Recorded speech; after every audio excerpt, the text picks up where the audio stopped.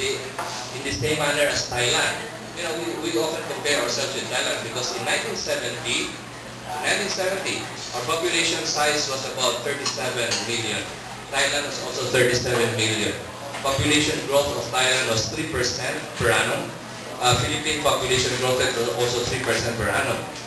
Okay, but Thailand was able to devote a lot of support to its family planning program, Contraception. And so Thailand's population growth rate now is 0.8%. 0.8%. Ours officially is supposed to be 2.04%. So the decline in Thailand has just been amazing, the population growth rate. And that's because the government was really all out in supporting family planning services, modern family planning services. And there are no bishops in Thailand, as you know. Okay, so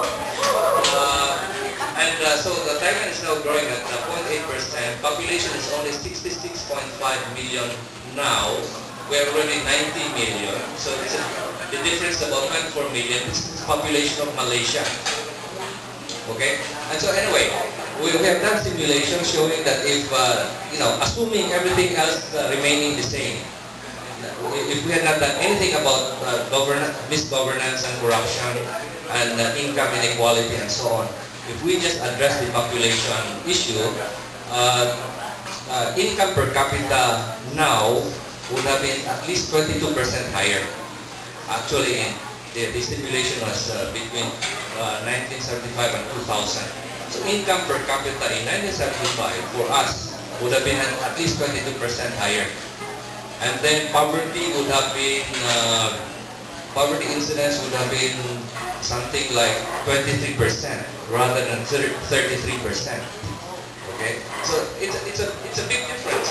If we had not done anything else, just address the population issue, provided women wanting contraception to have to able to use contraception, then the family planning services, then that will be the effect.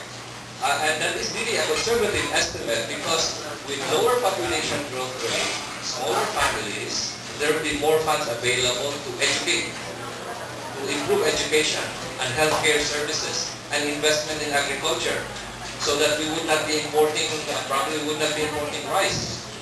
We would be exporting rice. Okay, and so there would, and we estimated there would be about 5 million less poor people if we had followed the population growth trajectory of Thailand. The other thing is that I also did just recently a simulation of, given the rice crisis we have, ganito yun, if we had followed, if our population growth rate had been the same as Thailand between 1970 and 1990, 2008, 1970 and 2008, our population would be about 66 million also. Okay? And our annual rice consumption for the whole country would be about 13 million metric tons of rice instead of 18 million metric tons of rice. That is our actual rice consumption now. So that, and because we produce 16 million metric tons of rice already, we could have been importing the extra 3 million, exporting rather.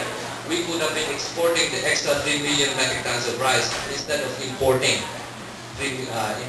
Instead of importing, I think we have to import now over 2 million metric tons of rice. So we would have been exporting. And again, that's a conservative estimate because with lower population growth rate, more funds would be available for education, for boosting agricultural productivity. And I would guess that probably would be producing as much as maybe 22 million metric tons of rice per annum and consuming 13 million metric tons of rice. So that the exportable surplus would be much greater. So those are the numbers that we can have a handle on, and those are just illustrative numbers. And as I've said, they don't take into account the feedback, the interactive effects between lower population growth rate, lower fertility, and the economy. So maybe I should not. I can answer questions later on, but those are the things that probably would be easily digestible at this time. So again, let me say that poverty is principally caused by bad governance, and when we talk about bad governance, we have had a lot of bad governance these past several years. Okay, and so bad governance, high income and wealth inequality, which is persistent. Our income inequality has stayed at high level. There has been no movement downwards.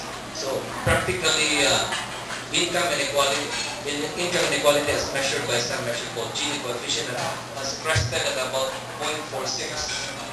The best would be closer to 0 rather than closer to 1. So we are about 0.46. Thailand is something like 0.40,